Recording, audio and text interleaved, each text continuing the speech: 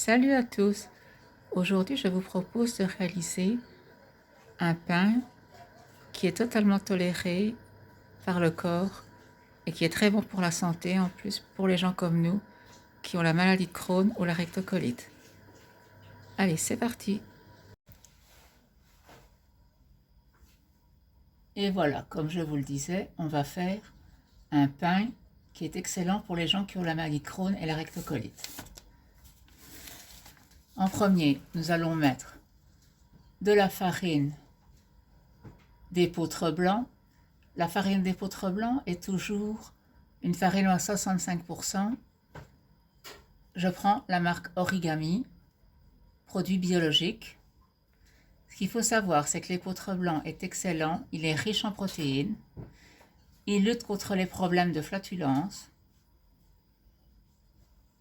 c'est un antioxydant naturel, c'est un excellent digestif, il aide à faciliter une meilleure digestion. Je mets avec ça de la farine bio de chez Delhaize, de sarrasin. Le sarrasin est excellent aussi, il est également riche en protéines, il est bon pour favoriser les bonnes bactéries de la flore intestinale. Il aide aussi à régulariser le taux de glycémie dans le sang.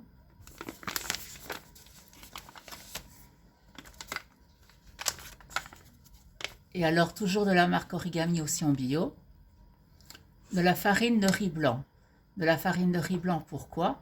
Parce que la farine de riz blanc, le riz blanc a un aspect constipant qui aide aussi à ralentir, dans les cas comme nous de Crohn et de rectocolite, les problèmes intestinaux. Et alors je mets toujours de l'eau de source Vittel dans ma pâte. Pourquoi? Car l'eau de source Vittel a un taux de pH qui est très bien toléré par les gens qui ont des problèmes comme nous.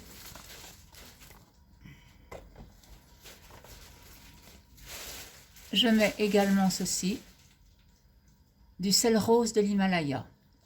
Le sel rose de l'Himalaya est très bon pour la santé également. Il est un antioxydant naturel. Il contribue à améliorer la circulation du sang.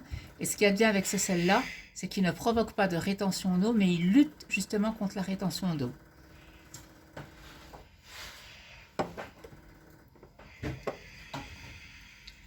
Et alors, toujours de la marque Delhaize, je mets du miel bio. Pourquoi mettre du miel? Parce que le miel est excellent aussi pour la flore intestinale.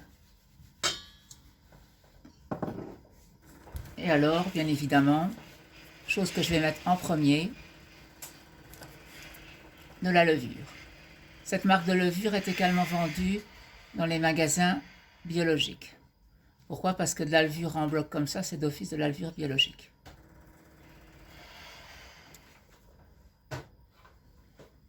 On commence toujours par le bloc de levure, 40 grammes, 650 ml d'eau de source Vittel,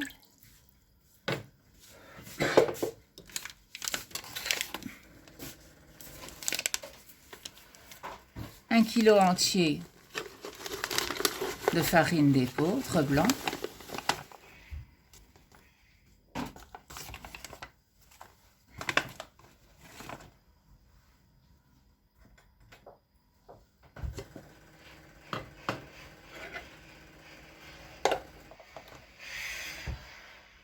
on met 2 cuillères à soupe bien bombées de farine de riz,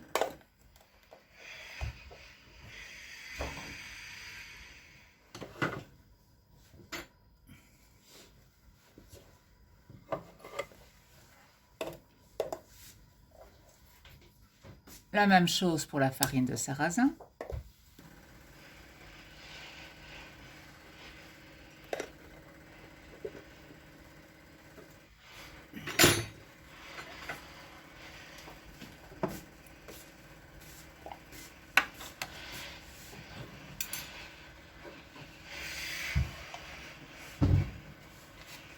Une cuillère à café de miel.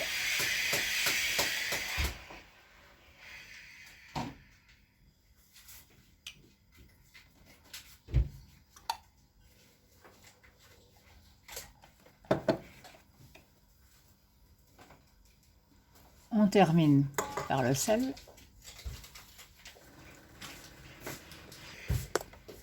Et ensuite, on va la mélanger pendant 10 minutes.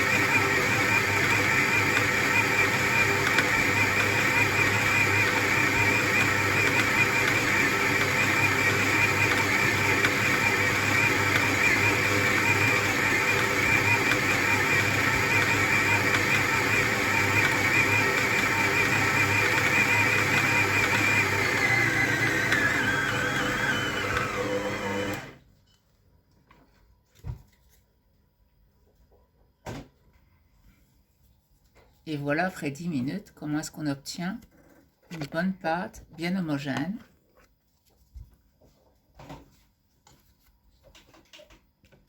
Avec une corne, on râpe toute la pâte pour récupérer au maximum.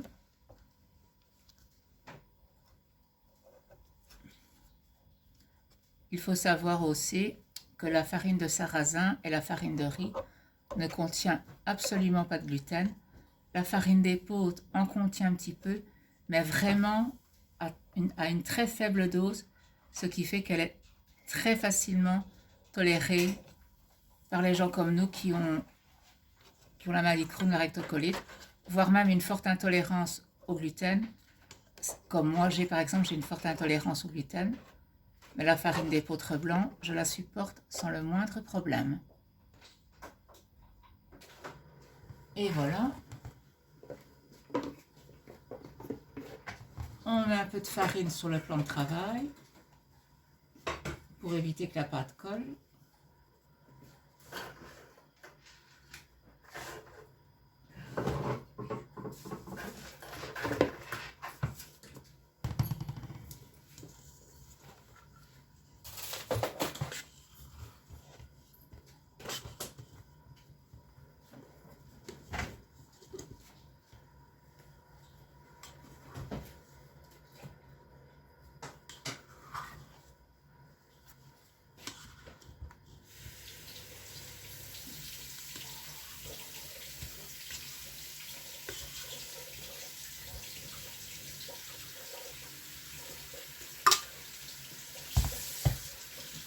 On va la recouvrir d'un essuie pour faciliter sa pousse et donner de la chaleur.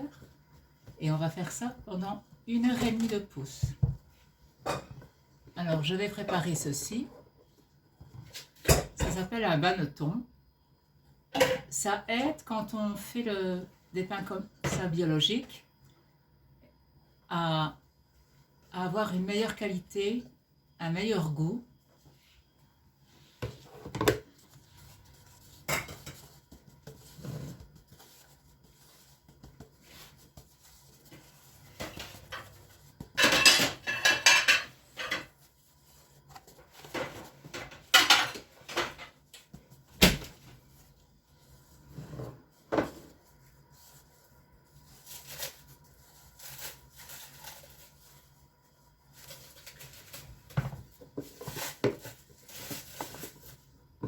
Ne pas avoir peur de mettre de la farine pour que ça tienne bien sur les côtés.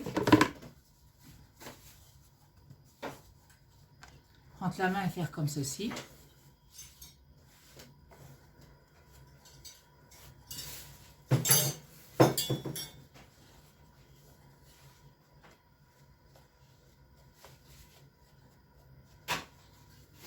Afin qu'il y ait assez de farine pour ne pas que la pâte colle pendant la levée. Je vous reprends tout à l'heure, dans 1h30. Nous revoilà 1h30 plus tard.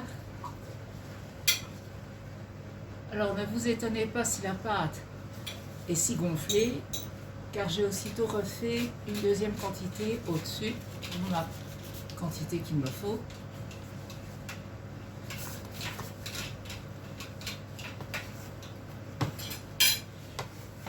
resserre toute la pâte comme ceci.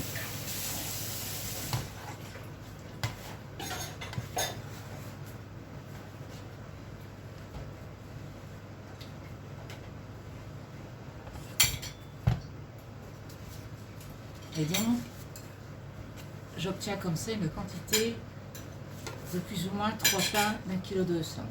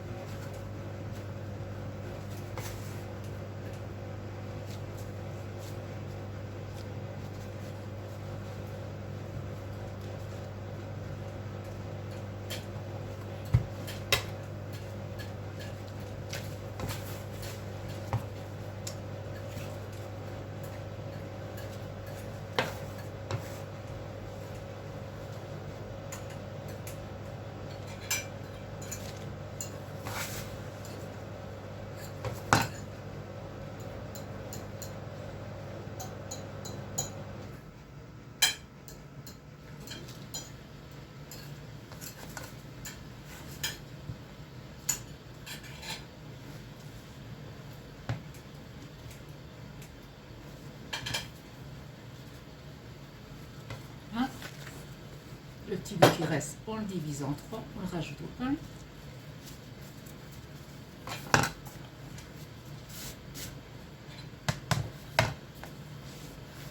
Ensuite, on roule les pains comme ceci.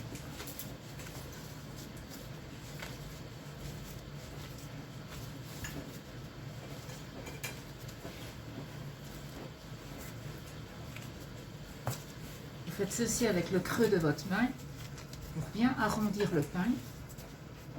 Et ensuite, vous faites comme ceci.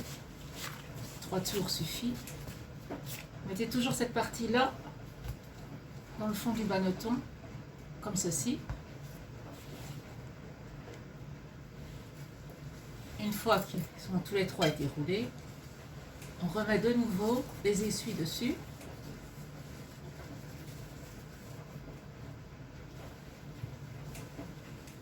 Pour donner de la chaleur à la pâte. Et on va de nouveau les laisser repousser 1h30. Donc je vous dis encore dans 1h30. Et voilà, les pains sont bien poussés. On met une feuille, comme vous le voyez, de papier cuisson sur la platine. On fait délicatement poser le pain pour ne pas qu'il retombe. Il m'a donné la platine à l'envers. Et on les met cuire aussitôt dans le four. Et maintenant, on va les mettre cuire.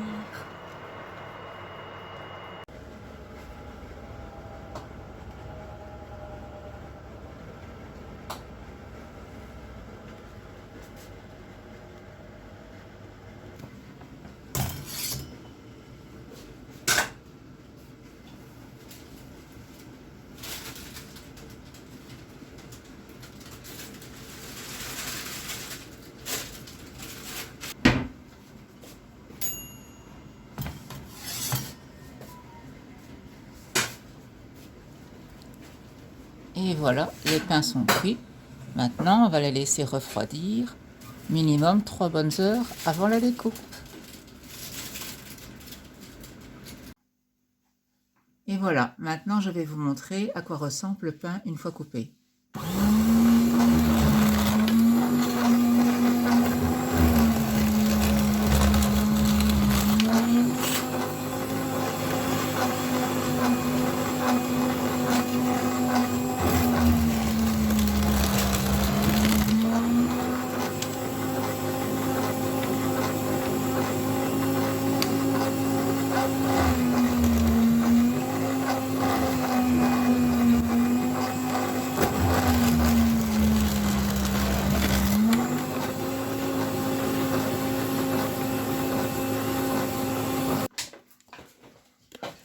Et voici l'intérieur, comment est le pain, coupé en deux. Et voilà comment on obtient un superbe pain qui est très bon pour les gens comme nous qui ont la maladie de Crohn, ainsi que le rectocolite. Une mie bien ferme, un bon pain artisanal à l'ancienne. Si vous voulez reproduire la recette, croyez-moi, vous vous régalerez.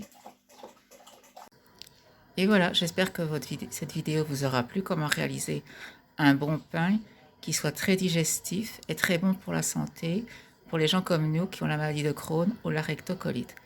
Je vous dis à plus tard dans une prochaine vidéo avec d'autres recettes. Salut à tous!